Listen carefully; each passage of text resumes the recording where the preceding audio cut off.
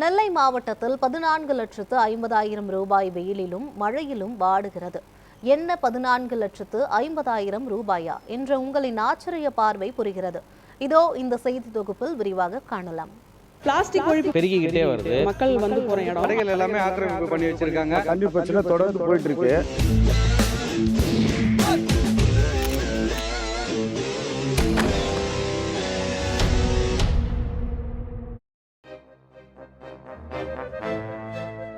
நெல்லை மாவட்டத்தில் உள்ள கொக்கிரகுளம் பேருந்து நிறுத்தம் என்பது மாவட்ட ஆட்சியர் அலுவலகத்துக்கு வரும் பொதுமக்கள் அதிகமாக பயன்படுத்தும் முக்கியமான இடமாகும்.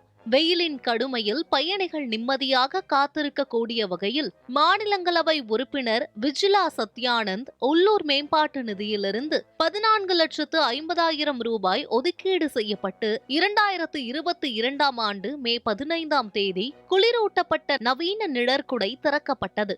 இந்த நவீன நிழற்குடை ஏசி வசதி கொண்டது மட்டுமல்லாமல் 15க்கும் மேற்பட்ட பயணிகள் அமரக்கூடிய வகையில் நாற்காலிகள் அமைக்கப்பட்டிருந்தன. பொதுமக்களின் நலனுக்காக திறக்கப்பட்ட இந்த நிழற்குடை வெறும் 3 ஆண்டுகளில் சிதிலமடைந்து தற்போது கைவிடப்பட்ட நிலையில் காணப்படுகிறது. ஏசி, நாற்காலிகள், கண்ணாடிகள், கதவுகள் உள்ளிட்ட அனைத்தும் காணாமல் போன நிலையில் அரசியல் போஸ்டர்களால் மூடிய ஒரு தரிசன பூங்காவாக மாறியுள்ளது.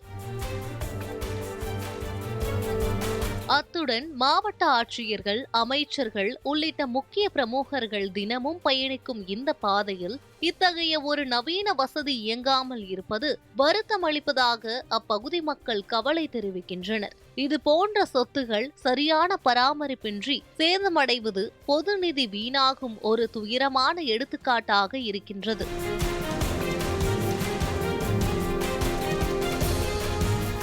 இந்த நிழற்குடையை மீண்டும் பழுது பார்த்து பொதுமக்களின் பயன்பாட்டிற்கு கொண்டு வர அரசு பதில்கள் என்னவாக இருக்கும் என்பது மக்களுக்கு பெரிய எதிர்பார்ப்பாக இருக்கிறது. அரசு அதிகாரிகள் முன்வந்து உரிய நடவடிக்கைகளை எடுத்து இந்த நவீன வசதியை மீண்டும் கட்டமைப்பார்களா என்ற கேள்வி எழுந்துள்ளது. பொறுத்திருந்து பார்ப்போம் புது பொலிவு பெறுமா பேருந்து நிலையம் என்று. நியூஸ் 7 தமிழ் செய்திகளுக்காக ஒளிப்பதிவாளர் வள்ளிநாயக்கத்துடன் செய்தியாளர் சுடலைக்குமார்.